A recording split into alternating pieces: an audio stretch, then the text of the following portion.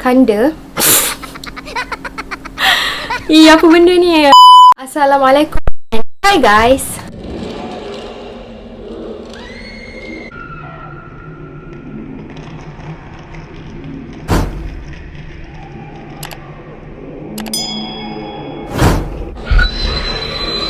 So hari ni I nak menceritakan tentang satu cerita rakyat yang sangat famous, iaitu Mahsuri. Jadi Mahsuri ni sangat terkenal dekat Malaysia. Bagi siapa-siapa yang dah tak ingat tentang sumpahan Mahsuri ni, so jom kita dengar.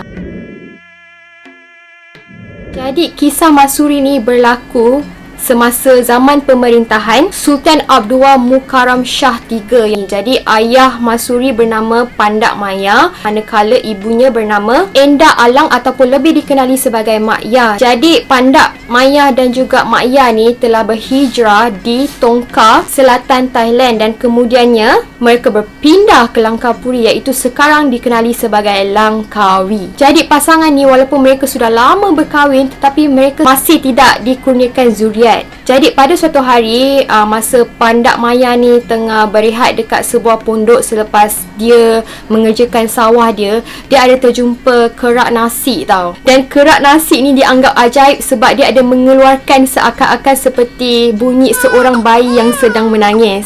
And then tak lama lepas tu, Pandak Maya terus bawa kerak nasi ni balik ke rumah dia. Dan kerak nasi ajaib ni dia telah campurkan ke dalam nasi yang telah ditanak oleh Mak Yah. Dan tidak lama selepas itu, dengan kuasa Allah, akhirnya Mak Yah mengandung anak sulung mereka. Maka lahirlah seorang anak perempuan yang sangat sempurna yang diberikan nama Mahsuri. Jadi semasa Mahsuri ni lahir dan hidup dalam keluarga tu, rezeki pasangan tersebut semakin bertambah tau. Dan hasil tanaman padi yang mereka usahakan semakin membuahkan hasil. Ditambah pula dengan time Pandak Maya ni ada jumpa lubuk, batu kemenyan dan juga sarang burung layang-layang. Dan after that, dia telah jual balik kepada pedagang-pedagang Cina di Pulau Pinang. Dan sejak itulah kehidupan mereka semakin berubah. Dan after that, orang menggelar Pandak Maya sebagai orang kaya Pandak Maya. Jadi Mahsuri ni bukan sahaja cantik, dia juga dibesarkan dalam adat Melayu dan juga dengan agama yang cukup. At the same time, Mahsuri ni juga ada belajar silat tau, untuk mempertahankan diri. Jadi semakin Mahsuri ni membesar, Mahsuri ni menjadi semakin terkenal dan juga masyhur, dan selalu menjadi sebutan orang-orang kampung disebabkan oleh sifat dan kejelitaan dia yang sangat sempurna. Dan kemasyhuran Mahsuri ni bukan sahaja diketahui oleh orang-orang kampung dia je tau. Even dekat satu pulau Langkawi ni tahu pasal Mahsuri. Kirakan Mahsuri ni kalau zaman moden sekarang ni, dia macam ibarat artis lah. Jadi selain menjadi pujaan ramai, biasalah bila ramai orang suka, ramai jugalah orang yang jealous and dengki dengan Mahsuri ni. Terutama sekali adalah jantina yang sama dengan Mahsuri ni, iaitu para wanita di sana. Jadi antara yang menaruh hati dekat Mahsuri ni adalah penghulu Langkawi, iaitu Wakil Sultan Kedah, Datuk Pekerma Jaya Wan Yahya. Pada satu hari, isteri Datuk Pekerma Jaya ni rasa sangat marah dan sangat cemburu tau bila dia tahu hasrat Datuk Pekerma Jaya tadi untuk memperisterikan Mahsuri sebagai isteri kedua. And dari situlah dia dah start dengki lah and cemburu dengan Mahsuri ni. Tapi at the same time, adik Datuk Pekerma Jaya iaitu Wan Darus juga ada simpan perasaan tau dekat Mahsuri ni. And then dia pun ada simpan niat untuk memperisterikan Mahsuri. Dan demi mengelakkan rumah tangga dia goyah dan menjaga nama baiknya sebagai pembesar, akhirnya Datuk Pekerma Jaya merestui niat Wan Darus tadi untuk memperisterikan Mahsuri. Dan akhirnya kahwinlah Mahsuri dan Wan Darus tadi. Jadi majlis perkahwinan mereka berlangsung dengan sangat meriah. Dan disebabkan tu, ramai sangat lelaki yang kecewa tau. Even bukan setakat lelaki, wanita-wanita yang menaruh perasaan dekat Wan Darus ni juga ramai kecewa. Sebab menurut masyarakat dulu, Wan Darus ni terkenal sebagai pahlawan gagah perkasa dan juga mempunyai rupa paras yang tampan. Ketika Mahsuri ni hamil anak pertamanya, hubungan Siam dan Kedah semakin keruh tau. Jadi time tu Siam ni dah start menaluki bahagian utara Kedah. Dan time tu lah peperangan start berlaku. Jadi Sultan telah memerintahkan semua pembesar dia mengumpulkan panglima-panglima yang kuat untuk mempertahankan negeri mereka. Jadi time tu dengan rasa berat hati, terpaksalah Masyuri melepaskan suami dia untuk pergi berjuang. Jadi semasa ketiadaan Wan Darus, Masyuri ni telah ditinggalkan di rumah ibu bapa dia sebab time tu kan dia tengah sarat mengandung. So anything happen, mak bapak dia still ada. Dan tak lama lepas itu lahirlah anak pertama mereka yang diberi nama sebagai Wan Hakim. Jadi pada satu hari, seorang pendatang baru telah berlabur di pantai Langkawi itu dan dia merupakan Deramang. Deramang ni telah diambil bekerja oleh Pak Maya untuk mengerjakan dia punya sawah lah. Amang ni selain dia ni sangat rajin dan sangat tekun bekerja, dia juga seorang yang sangat berbakat untuk berdendang dan juga bersyair. Dan disebabkan itulah hampir setiap malam ramai orang kampung yang berkumpul dekat rumah Pak Maya ni untuk tengok Amang ni berdendang dan juga bersyair. Okay, back to Masyuri tadi. Semakin lama Masyuri ni semakin syok lah, dan benda ni sangat tak disenangi oleh Wan Mahora yang sangat busuk hati tu. Kedudukan dia sebagai isteri pembesar semakin dilupakan oleh orang tu. Pas Wan Mahora ni nampak akraban Masyuri dengan Deramang tadi, dia ada satu plan jahat tau. One day Wan Mahora ni telah menghasut suami dia. Dia telah cakap macam ni, Kanda, apa benda ni? Si Fira ni tak habis dengan dia punya palatau skrip. Okay, tak apa. Kita kena buat skrip sebab lagi feeling. Okay, kita back in character Kanda, Dinda rasakan ada macam tak kena lah dengan Masyuri tu. Dia macam ada hubungan dengan Deramang tu. And then Datuk Pekermajaya pun jawab, yang benar, Dinda. Okay, stop dengan skrip. Okay, lepas tu Datuk Pekermajaya ni mula-mula dia macam malas nak layan bini dia tau.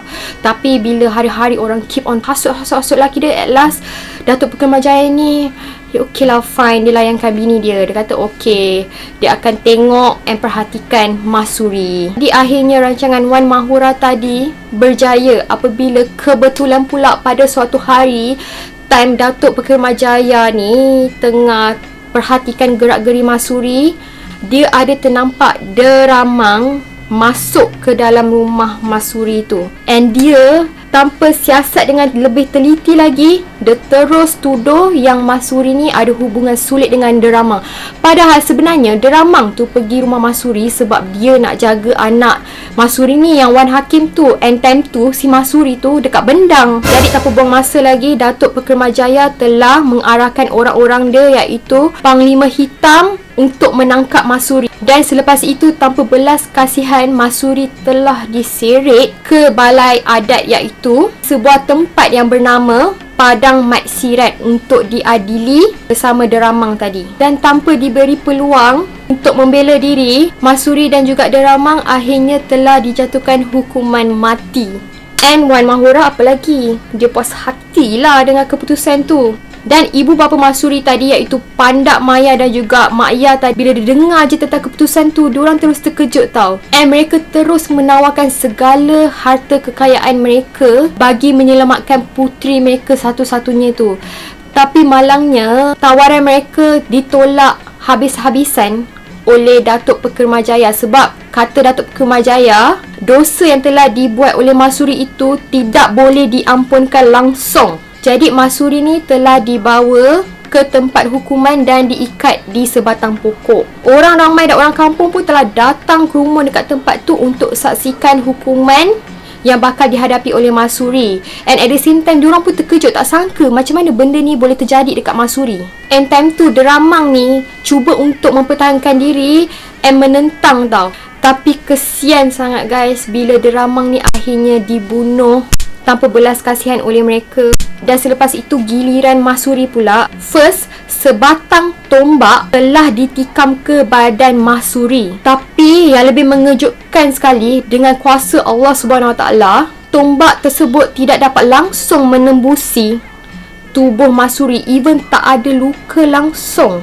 Oleh sebab tu mereka cuba seksa Masuri dan tikam dia beberapa kali, tapi still tak boleh tembus badan Masuri. Hal ini telah buat Wan Mahura ni macam cacing kepanasan tau. Dia dah start risau sebab benda ni terjadi kemungkinan akan membuktikan yang sebenarnya Masuri ni tak bersalah. Oleh sebab tu Wan Mahura ni telah datang and dia paksa and seksa Masuri untuk bagi tahu rahsia macam mana cara nak bunuh kau. Dan time tu Masuri dah tak tahan sangat atas sesaan yang dia hadapi akibat daripada Datuk Pekermajaya dengan Wan Mahura tadi. Mungkin dia ni kena belasah teruk semua kan. Akhirnya Masuri telah memberitahu rahsia besar dia, iaitu Masuri telah mengatakan bahawa dia hanya boleh dibunuh dengan sebilah keris pusaka Pandak Maya. Dan tanpa buang masa, mereka terus mengambil keris pusaka tadi dan dengan tangan Datuk Pekermajaya itu sendiri, dia terus menikam Masuri. Tikaman dia tu telah menembusi rusuk kiri dan juga buah dada Masuri. Dan time tu, dalam keadaan lemah dan tak bermaya, Masuri telah melafazkan kata-kata keramat yang sampai bila-bila pun kita takkan lupa. Ya Allah, ya Tuhanku yang maha melihat segalanya, aku reda akan matiku jika benar aku bersalah. Tapi jika benar aku dianiaya, sesungguhnya aku haramkan darahku mengalir ke bumi ini. Dan aku sumpah bumi Langkawi ini tidak akan aman. Berpuakalah menjadi padang jarak, padang terkukus selama 7 keturunan. Dan selepas itu, lebih memanjatkan lagi, darah yang mengalir dari luka tikaman itu keluar warna putih. Dan ianya telah membuktikan bahawa penganiayaan telah berlaku ke atas Masuri. Tetapi segalanya sudah terlambat sebab Masuri telah meninggal dunia. Dan time tu kuasa Allah SWT tiba-tiba sabung menyabung dari bot telah melanda padang maksiat tadi tu. Dan kejadian tu telah membuktikan bahawa Masuri ni tak bersalah. Dan orang kampung semua telah mengutuk perbuatan membabi buta Datuk Pekermajaya tadi sebab dia tidak melakukan siasatan lebih teliti dan terus menghukum Masuri dengan begitu sahaja. Tak lama kemudian, Wan Darus telah pulang ke Langkawi setelah dia mengalami kekalahan besar di Kuala Muda. Namun kekecewaan dia itu bertimpa-timpa apabila dia dapat tahu yang sebenarnya isteri dia telah meninggal dunia. Dan bila dia dapat tahu perkara sebenar, lagilah buat dia rasa sangat kecewa. Dan disebabkan terlalu kecewa, akhirnya Wan Darus telah memutuskan untuk meninggalkan Langkawi dan membawa sekali anaknya Wan Hakim dan ibu bapa mertua dia. Dan genap seminggu setelah kematian Masuri, tentera Siam akhirnya telah tawan Kedah, termasuklah Langkawi, dan segala-galanya hancur guys. Kat situlah berlaku pembunuhan besar-besaran. Datuk Pekermajaya pula telah dibunuh dan dilapar dengan kejamnya oleh tentera Siam, dan mayatnya telah dicampak di sungai Langkana. Dan bagi Wan Mahura telah diperkosa dan dijadikan hamba abdi oleh tentera Siam. Dan Langkawi telah menerima padah yang amat dahsyat. Langkawi tidak pernah makmur selepas itu, dan mereka katakan benar sumpahan Masuri kekal menghukum sehingga 7 keturunan. Dan sebelum tahun 1980-an, Langkawi ni memang tak pernah makmur, hingga kan ada orang cakap kerbau lebih banyak tinggal di sana berbanding manusia. Dan ketika Tunku Abdul Rahman masih menjadi pegawai daerah, Tunku ni selalu melawat Langkawi tau. Jadi time tu tak ada siapa yang tahu di mana tempat pengebumian Masuri. Maka Tunku ni carilah sehingga dia menemui sebuah kubur rahsia, sebuah kubur yang tersembunyi. Lalu dia binakan sebuah makam yang